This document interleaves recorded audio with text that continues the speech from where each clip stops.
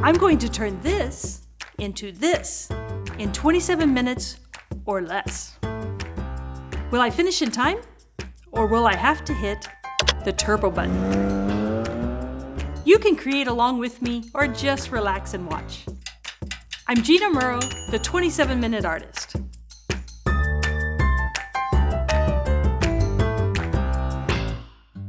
Today's reference photo is me, holding a beautiful blue macaw in Cottonwood, Arizona. A local bird rescue facility raises money to care for these birds by allowing tourists to have their photos taken with the bird. This snapshot cost me $10. Money well spent for a good cause. Here's what you'll learn today. A quick way to tone your canvas. How to darken a paint color using complementary colors. And I'll show you how to make your paint flow more freely using different mediums. Here are the supplies you'll need. A canvas or board for oil painting. I used an 11 by 14 canvas board. Brushes in sizes 2, 4, and 10, preferably filberts. A filbert is a brush with rounded edges that come to a point. And oil paint in these 8 colors. All right, let's fly down to the studio and get started on our bird.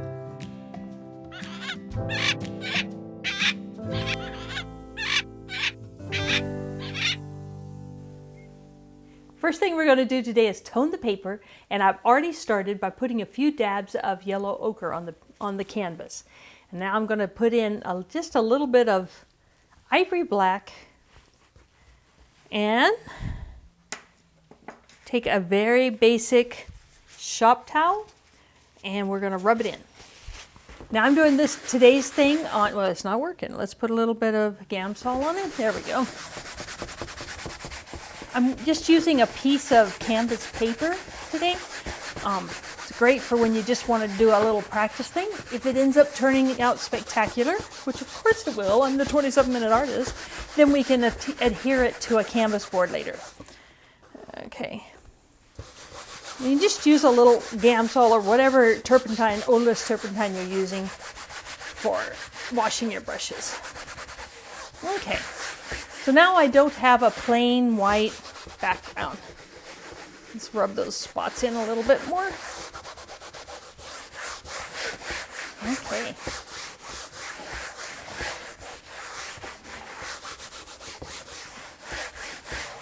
Alrighty. Now I noticed when I was doing this that the parrot's head was roughly, when I was practicing this, was roughly 2 fingers deep. And then his body was another set of 2 fingers 3 times. So what's roughly the size we're going to get in there? We're going to draw with our smaller brush. I'm going to use a number 4 rosemary filbert, but you can use anything that's roughly the size, this size. See, it's nice and little. We're drawing at this point, not painting, but we're drawing with a paintbrush. So I'm going to roughly get his face in there. There's my 2 fingers, right? And then I figured out that his body is roughly that down to about there. Does not have to be exact, but it will give me a feeling of where I'm going with that.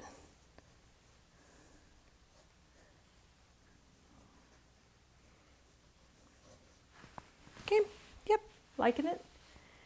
His neck stays out from under his beak, and his upper beak comes in front of that lower one.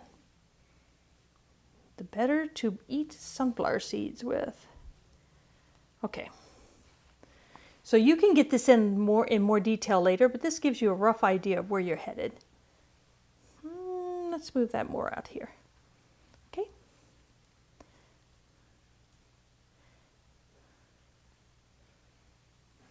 Close enough for this. Now I don't want to draw myself in this. It's not so much I'm being shy as I don't find drawing people easy. So let's put him on a branch. We'll make an imaginary branch. It's going to come out. Maybe this will be leaves. And he'll be sitting on that. There we go. We can figure that out later. And then of course his nice long tail, which will go off the canvas. I think this needs to be longer. It's going to be more out there.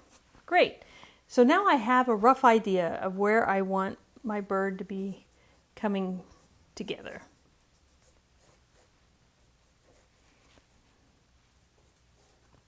I think his wing is going to be more there.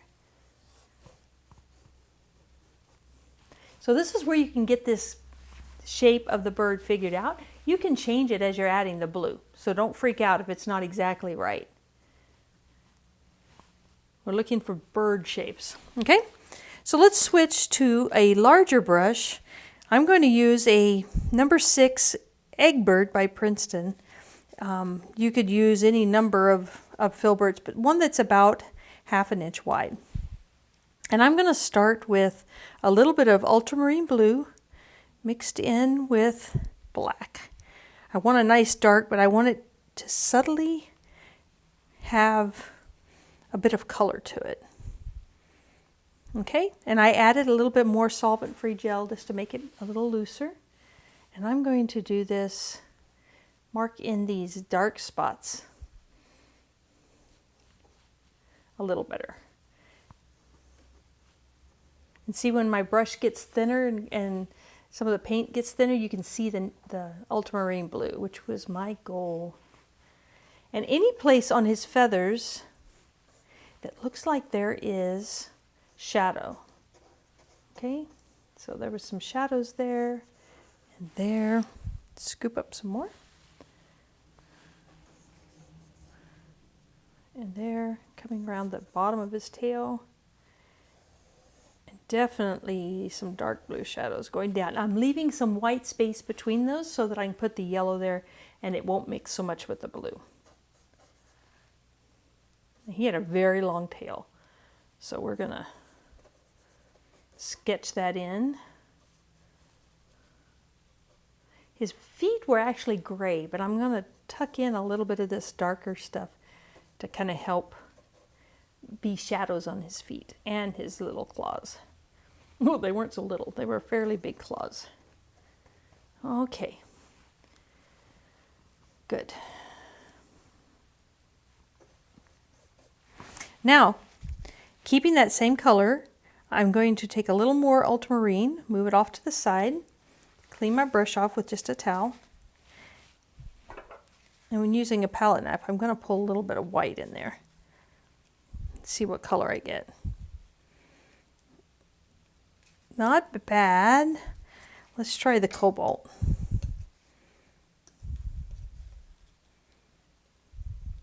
Okay. A little brighter. I kind of like, that's more the color I'm looking for. So let's switch over here and take just a little bit of dark cobalt, going feather shaped. I'm going to add them in. Okay, I've been going about 7 minutes, so I'm feeling good about where we're at. Now these front parts of his feather, his wing, the front parts of his wing near the yellow are in shadow. So this cobalt works great for that. It makes the blue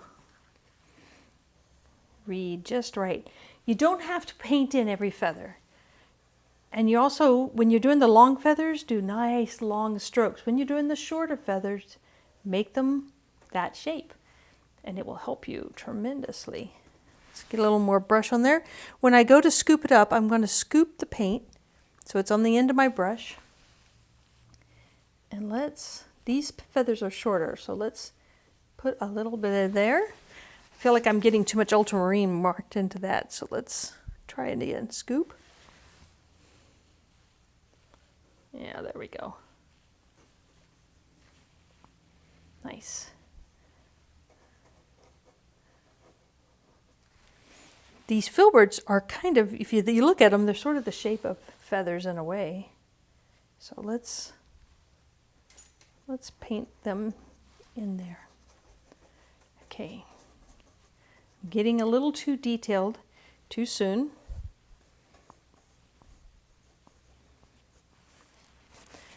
So now let's switch to this cobalt with a touch of white that we made.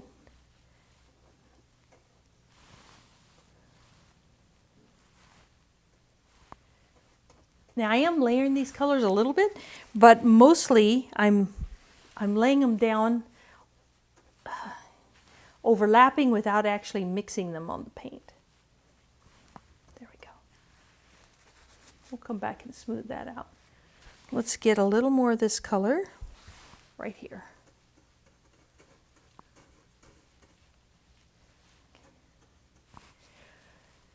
So when you're painting birds, you want to definitely focus on the shape of their feathers. The feathers on their wings are longer usually than the ones that are up closer to their neck and their body. Okay, so see, by changing that a little bit, the shape, the length of my brush stroke, I changed how those feathers are doing. Let's get a little bit, I'm running out of this color. I can mix it again. It's ultramarine and white. So see, when I do his tail, I do more of a long stroke. I'm choking up a little bit on my brush and I shouldn't. There we go. Okay, 16 minutes. Let's switch brushes. I'm actually going to take a smaller one from my stash and we're just going to do a little bit of white up here. It is going to grab some of those darker blues and pull it with it, and that's okay. I just want to get that lighter color in now before I start doing a bunch more color around his face so that I can keep it fairly white. He is in shadow, his cheek's in shadow, so it's okay if it mixes in with the darker colors. Pull that cheek around like that. And go over a little bit to where it's going to be black because we're going to come back. There, now we got his face in. That makes me feel better. While I've got a little bit of white, I can use it on his feet, letting it mix in with the darks that I already put there, and that turns it gray. I don't have to get that real, you don't have to do a lot of detail on his feet. His feet aren't the focus. His face is. Okay, put that one down. That was a number 6 rosemary cat's tongue. It's just one I grabbed. Let's go back to our number 6 Egbert, which is kind of a filbert type. And let's add some, using our palette knife to keep things clean. Let's add a little bit more cobalt and white together.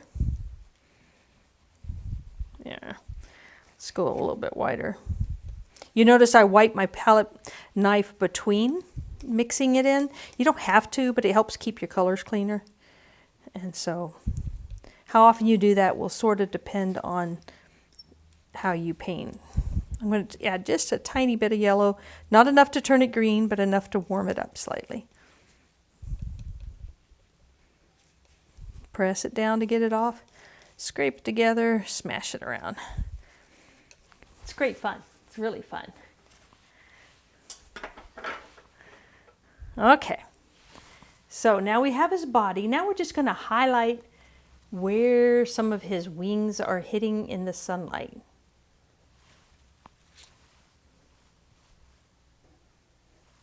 Okay, I'm going to wipe off between most strokes, if not every one,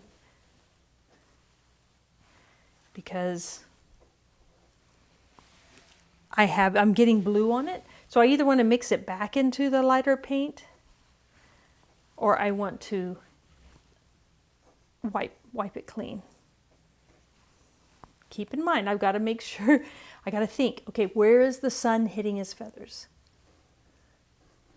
And I've got to do the 30,000 foot view.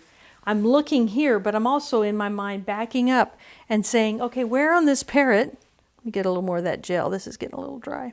Where on that parrot is the sun hitting him? Definitely here, But this is the shorter feathers, remember?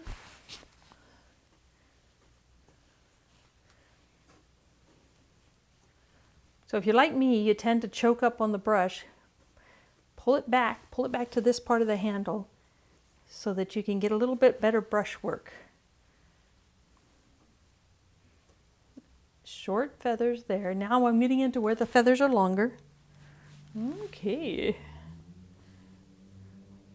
Let's see, the very lightest is up here. Now I'll take that slightly mixed paint on my brush and get some of these in there. A little bit longer strokes because these feathers are longer.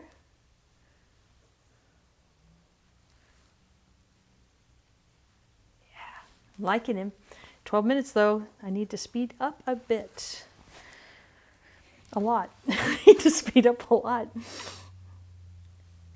So the whole reason for painting quickly is so you don't overwork it and so you can fit it in a busy schedule. I can't tell you how many people say, I would love to be creative, I would love to paint, but I don't have time.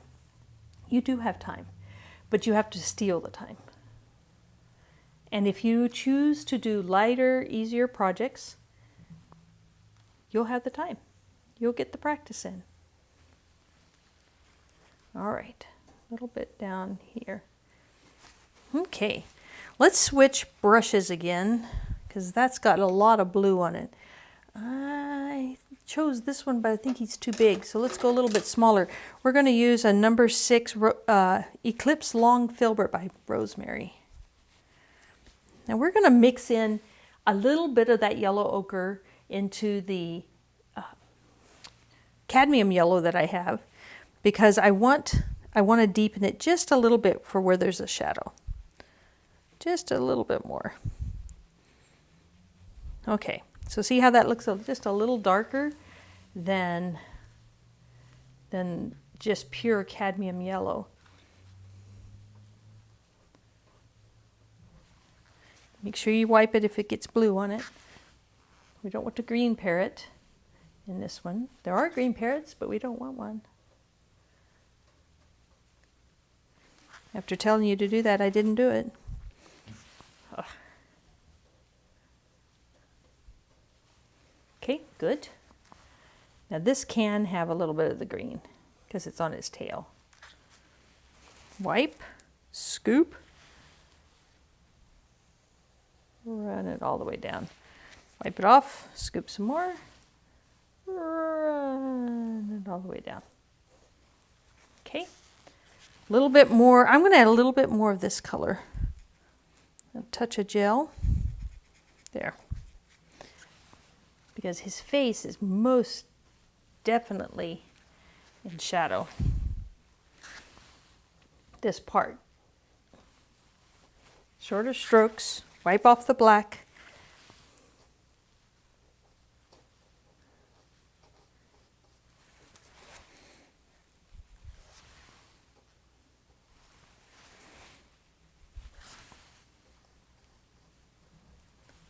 Yeah, I'm liking that. Okay, now we're just take some straight up cadmium, the brighter stuff, and let's get it in. We've got just under 10 minutes. Let's lighten this part of him. He has a touch of yellow here.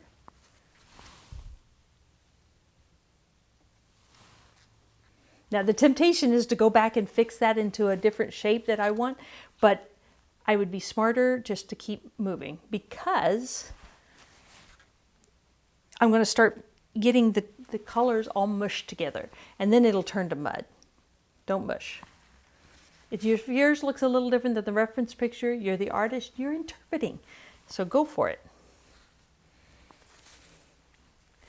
Okay, a little more of that bright yellow here.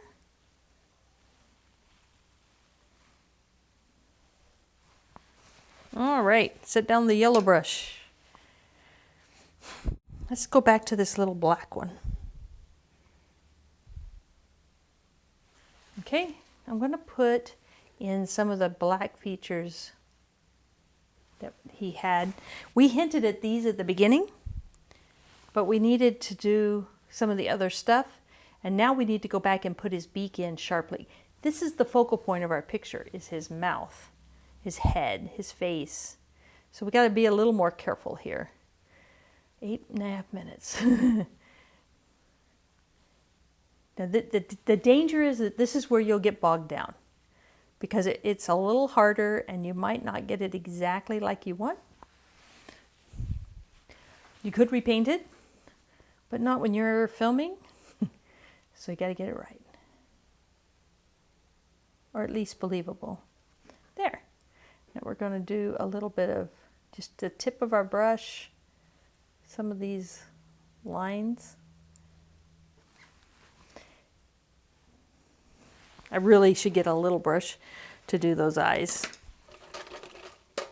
So this is just a little tiny brush that I have. I don't even know it doesn't even have a brand name. It was just a size 0 that I bought one time in a sale bin. So obviously this isn't probably the one that they like to use.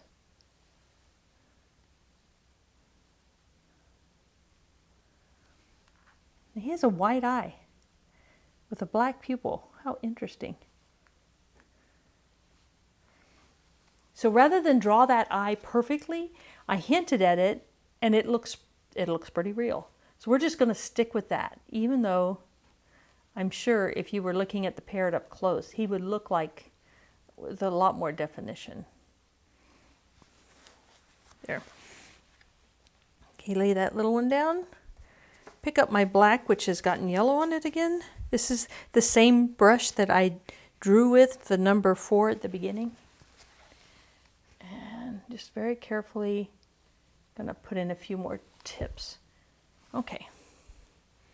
Now before we get too bogged down, I'm gonna add a little dark shadows under his feet. But we need to give him a branch to sit on. So you could mix with the yellow ochre and the black and stuff, a brown, but just to make life easy. And I've already finished pretty much with the, have I finished with the blue?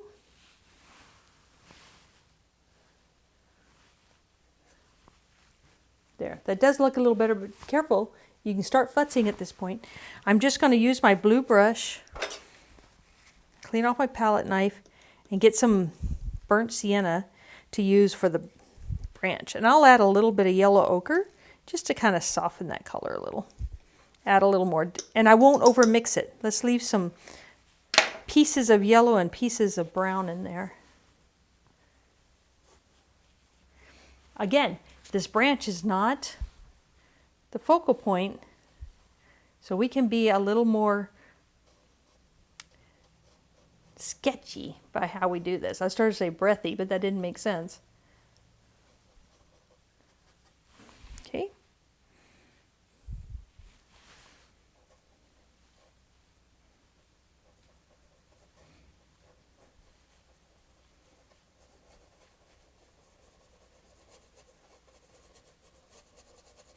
So I'm leaving some white space with it.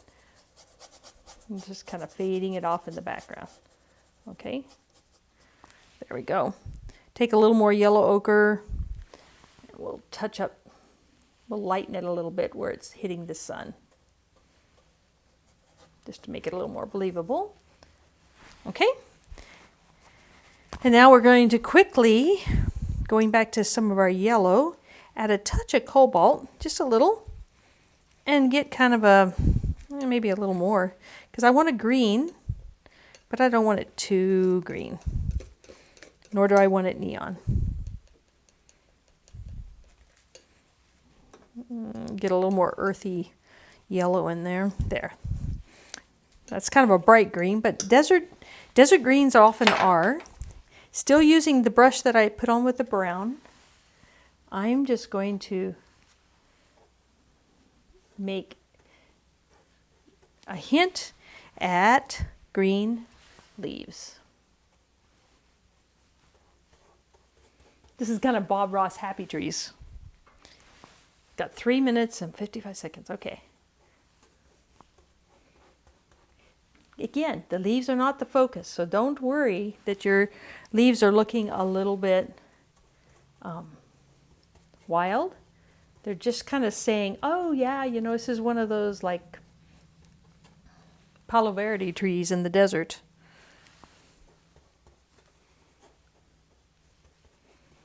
It's just to make the branch believable. Sometimes they get a little bit of a growth down there.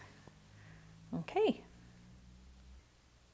Wait a minute, I saw some things I wanted to fix. But when I went back in to fix the painting, I forgot to hook up my microphone. So I'm going to give you a play-by-play of what I was doing. Okay, since I had some extra time, I decided to do some refining and fix the top of his head. So I fixed up a little more cobalt and white on my palette. Checked to see if I liked it. And it was a little lighter, so I decided to stick with that.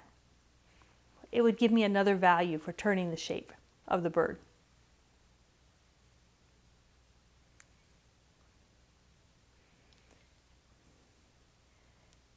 So the sun's hitting him about that part of his head, so I add in the lighter color. And a parrot's head is a little on the flat side, and I had made it too round, so I'm flattening it out a bit there. Keeping my strokes short because they're smaller feathers on top of his head. Then I took a little bit more of a darker mixture of ultramarine and white, just to kind of help the two colors come together.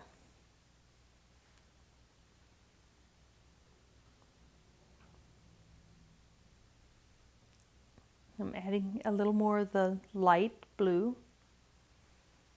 You notice I pulled my hand back towards the back end of my brush. Added a touch of yellow to get a little bit of a green to that blue and make it more turquoise. Giving me yet another value to help turn the corners on this. I made sure I put those feathers near where I put the yellow.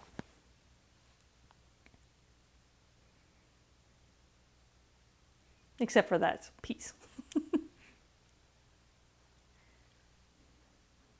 So I only had about, it was getting close to the end, and I wanted to add more balance with the branch.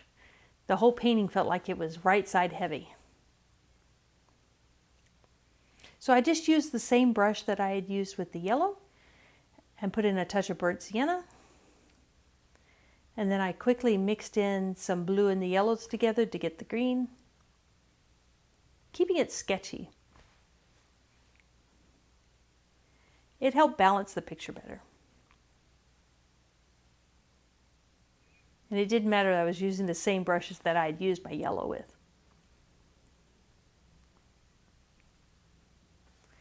Now I felt much better about the painting. Would you like to see a preview of our next episode? Keep watching. It's coming in just 40 seconds. But first, here are a few things you can do to help me keep the videos coming. Hit the subscribe button below and leave a comment while you're there. Share this video on your social media or share it with a friend.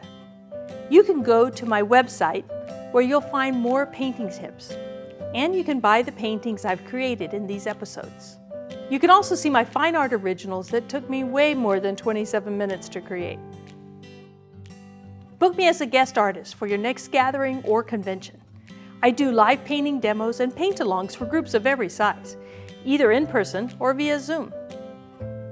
Next time on 27 Minute Artist. It's December 21st in Alaska, and this is high noon. We'll capture this sun and snow scene in pastels in our next episode. See you then.